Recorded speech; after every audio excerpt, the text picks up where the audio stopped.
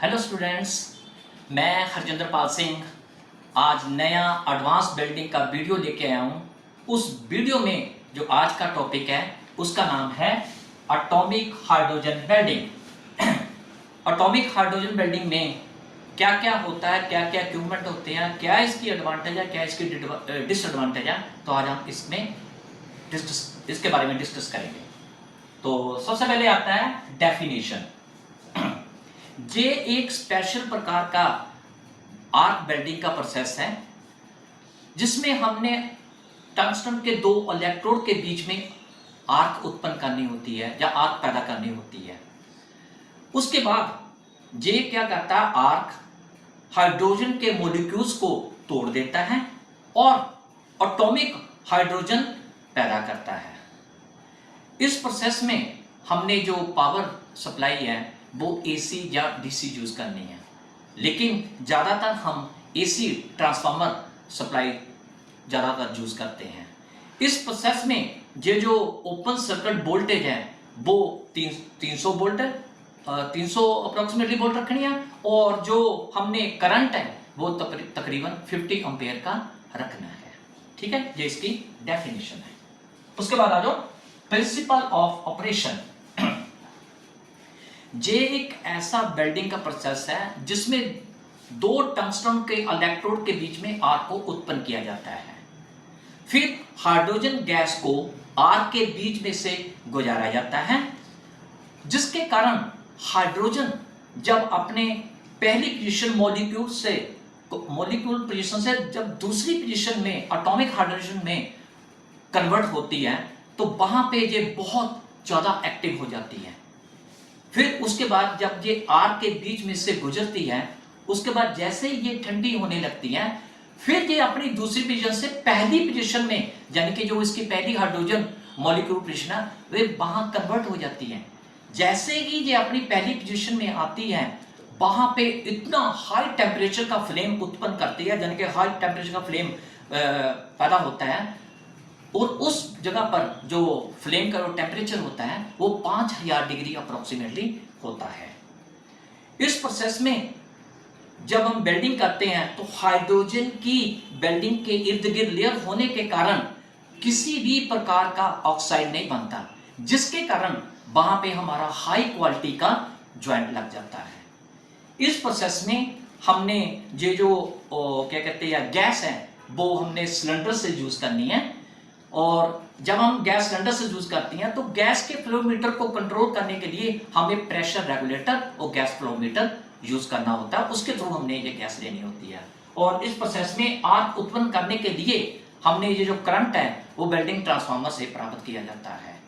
इस प्रोसेस की खासियत ये भी है कि इसमें ये जो बेस मेटल है इसमें किसी भी प्रकार का कोई टर्मिनल नहीं होता, तो इसका टर्मिनल ना होने के कारण ये इलेक्ट्रिक सर्किट से बाहर ही रहता है, और ये जो प्रोसेस है ये ऑटोमेटिक वेल्डिंग में यूज किया जाता है।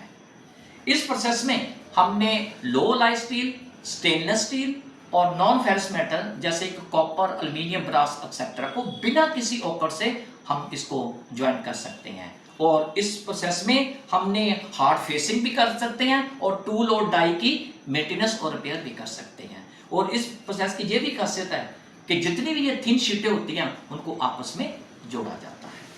और उसके बाद मैं आपको डायग्राम में आता हूं। ये हमारा जो मैं हमने कहा ना कि पावर सप्लाई है, ये हमारा ट्रांसफार्मर वेल्डिंग सेट है 300 वोल्ट का। उसके बाद ये जो दोनों है ये टंगस्टन की इलेक्ट्रोड है, ये जो दोनों टंगस्टन के इलेक्ट्रोड है, और इनके बीच में हाइड्रोजन गैस की सप्लाई हमने दी है। और ये जो दोनों अंदर है ये इलेक्ट्रोड को कलेक्ट करके रखते हैं, फोल्ड करके रखते हैं, और ये जो है ये हाइड्रोजन शील्डिंग गैस ने अपनी वहां पे लेयर बना के रखी हुई है, और ये जो है ये वेल्ड बीट होती है। तो ये हमारा वर्कपीस है, तो ये इसका फंक्शन है। ठीक है, अब आ जाओ एप्लीकेशन। ये कहां कहां यूज होती है?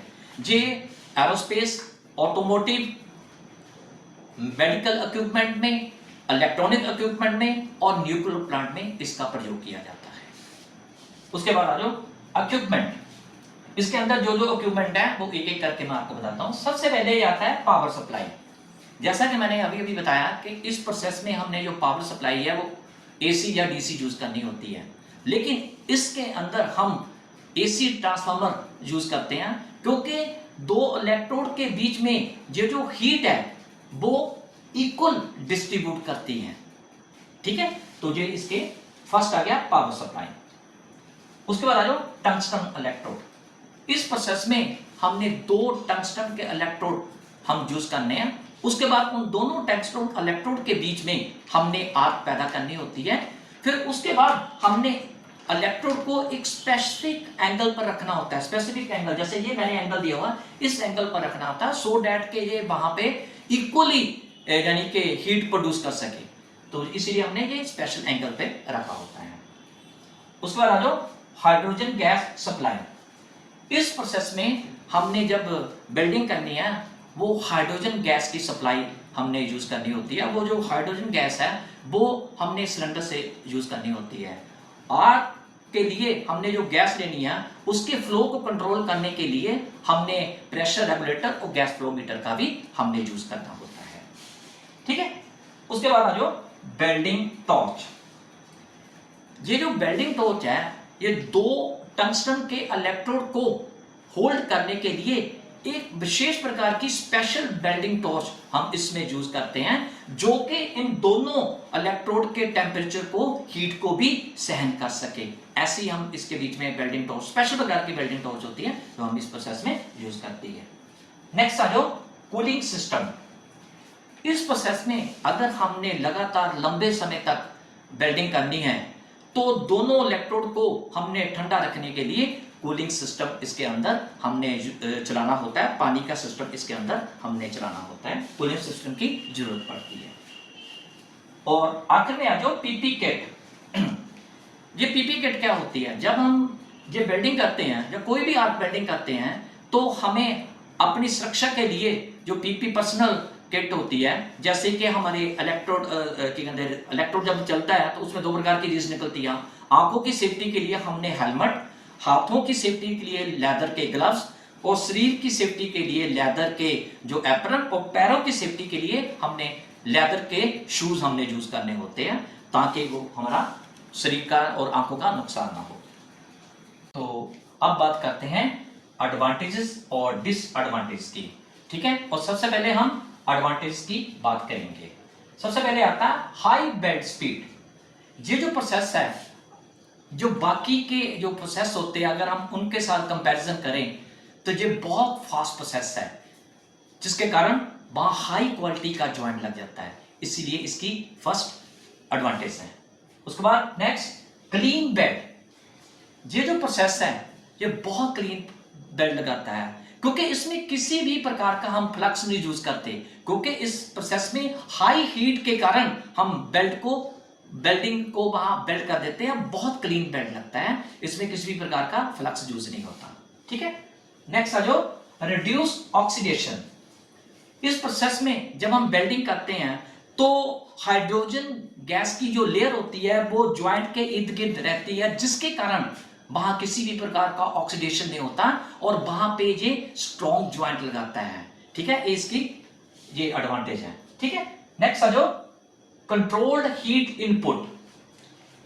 इस प्रोसेस में क्या है कि जब हम वेल्डिंग करते हैं ना तो जो हीट है वो कंट्रोल होने के कारण इस प्रोसेस का ज्यादा प्रयोग किया जाता है, क्योंकि जब हम वेल्डिंग करते हैं ना तो बेसमेंट के इर्द गिर्द किसी भी प्रकार की डिस्टॉर्शन नहीं आती, क्योंकि हम उस हीट को कंट्रोल करके रखते हैं। ठीक है, नेक्स्ट आ जाओ नो फिलर रिक्वायरमेंट।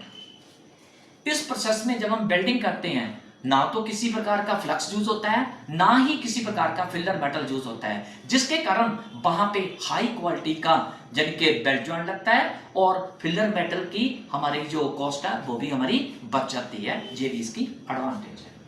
नेक्स्ट आ जाओ यूज्ड ऑन वेरियस मटेरियल। इस प्रोसेस में हम क्या करते हैं, फेरस और नॉन फेरस दोनों मेटल को हम बेल्ट कर सकते हैं, जैसे low alloy steel, stainless steel, copper, aluminium, brass etcetera को बिना किसी ऑकर से हम इस प्रोसेस में इसका प्रयोग कर सकते हैं। जी इसकी एडवांटेज है। ठीक है, नेक्स्ट आ जाओ डिसएडवांटेजेस। तो सबसे पहले आता है एक्सपेंसिव इक्विपमेंट। इस प्रोसेस का सबसे बड़ी डिसएडवांटेज क्या है कि इस प्रोसेस के अंदर जितने भी इक्विपमेंट है, जैसे हमारे गैस हाइड्रोजन गैस है, जहां हमारे क्या कहते हैं टंगस्टन के इलेक्ट्रोड है, उनकी कॉस्ट इतनी ज्यादा होती है जिसके कारण ये हमारा डिसएडवांटेज में ये आता है फर्स्ट। ठीक है, सेकेंड आ जाओ सेफ्टी हैजर्ड। इस प्रोसेस में हमने क्या करना होता है, जब हम वेल्डिंग करते हैं तो काफी सेफ्टी की हमें जरूरत पड़ती है, जिसके कारण जब ये वेल्डिंग करता है तो दो प्रकार की रेस निकलती है, अल्ट्रावायलेट और इंफ्रारेड रेस। उससे बचने के लिए हमें सेफ्टी की जरूरत पड़ती है। ठीक है, नेक्स्ट आ जाओ स्किल्ड ऑपरेटर, यानी कि इस प्रोसेस में जैसे मैंने आपको बताया कि ये जो प्रोसेस है वो कॉस्टली होता है, तो इसमें जितने भी इक्विपमेंट यूज होते हैं कॉस्टली होने के नाते उनकी मेंटेनेंस भी करनी पड़ती है और उनकी देखभाल भी करनी पड़ती है। तो उसको देखभाल के लिए हमें स्किल्ड पर्सन चाहिए, स्किल्ड ऑपरेटर चाहिए, तो ये भी इसकी डिसएडवांटेज है।